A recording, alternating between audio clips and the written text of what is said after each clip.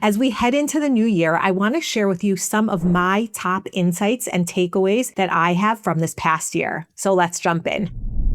Hi, my name is Tara, and I'm a certified Monday.com partner and the founder of Simple Day.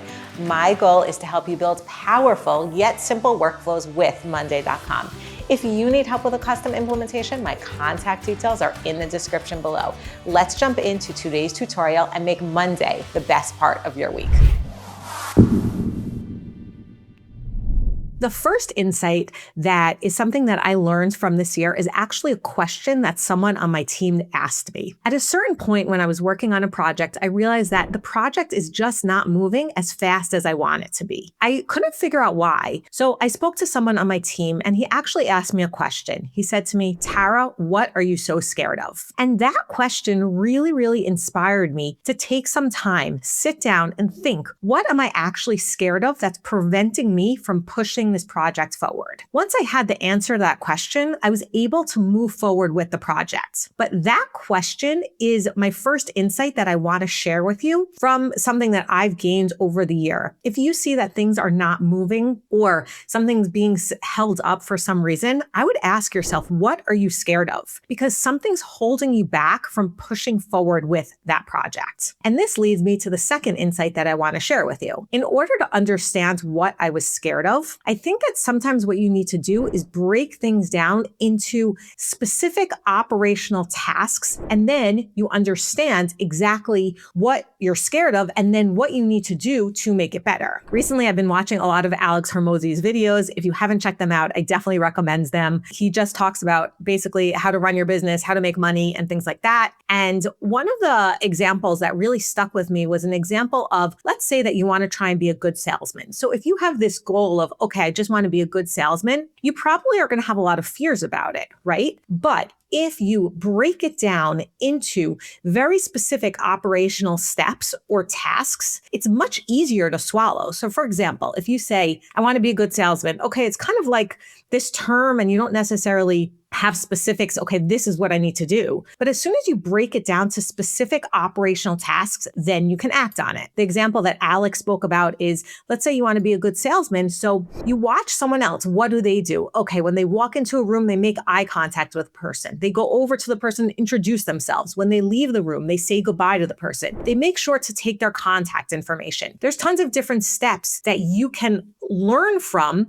if you figure out what those steps are, and then you can incorporate that into your goal of learning to become a good salesman. But the idea is that if you break things down into smaller pieces, into steps, into operational tasks, besides the fact that you'll be able to figure out what you're scared of, you then can figure out a solution, because then it's very simple. I just need to do these tasks and then I will become good at this. Yes, you probably need a lot of repetition and a lot of time, but you know exactly what you want to do. And then from that brings me to my third insight. My third insight is, as soon as you know what you need to do, build a system around it. For example, in our company, we have a whole system for onboarding new employees. What used to happen is I kind of had it in my head and I was like, okay, when we onboard a new employee, we have to do, these 10 things. And we would always miss something. And it was just disorganized, honestly. And then we said, you know what? We have to build a system. This is ridiculous. What did we do? We created a board in Monday. Every time we have a new person that we're onboarding, we just create a new board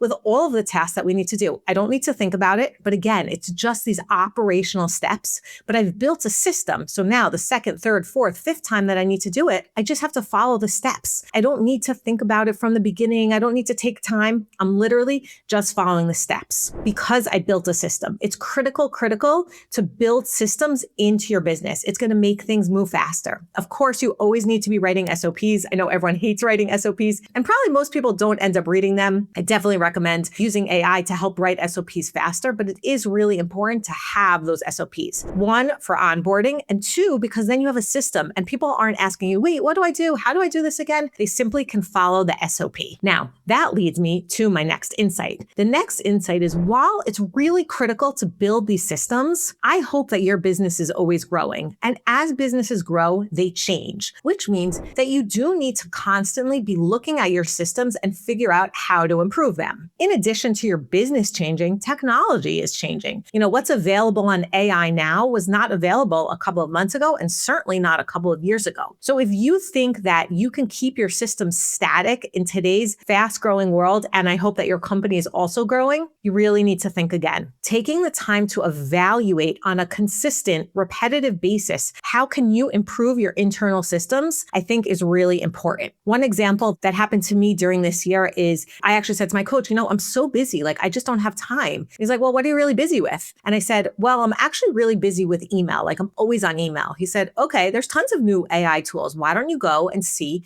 if you can find an AI tool that can solve your problem? Now, we had a system of using Gmail and whatever it is, we had a specific system and a certain way that we did things, but I had to relook at that and I had to come up with a better system because it wasn't working for me anymore. In this case, I saved myself a lot of time, but the point is that as technology changes and as your company grows, things are going to change. You're going to hire more people. You're going to do more things. You're going to launch more products. Make sure that your systems are changing at the same time as you do that, because your systems really help you to automate so much work. Now, the next insight that is something that I'm constantly thinking about is, how do I do more? What's blocking me? Like most people, I'm assuming that you want to grow your business. And it's really important to think about what's the next steps? What's coming next? What can I grow within my business and what's blocking me? Asking myself this question is something that I found to be really helpful to make sure I am following my goals. And this leads me to the next insight of setting up an OKR system. OKRs stands for Objective and Key Results. There's tons of material online about what that is and how to set it up. I set up a system within Monday.com, obviously, because that's what I'm doing here. But basically what I did is I set up a system to constantly be looking at my goals. Okay, these are my objectives that I want to fill this quarter. These are the key results that I want to reach. And I'm constantly checking in on these goals to make sure that I've reached these goals, because you want to continue moving forward. You want to continue building your business and making sure that you're on top of what your goals are, understanding where they're holding and what you need to do to finish them is really, really critical. I hope that these insights are helpful for you as we go into the next year. And I'd love to hear what insights you had from your past year of running your business. Hit the like button if you enjoyed this video, and remember to subscribe to receive tips and tricks on how to use Monday.com. Thanks so much for watching, and I'll see you soon.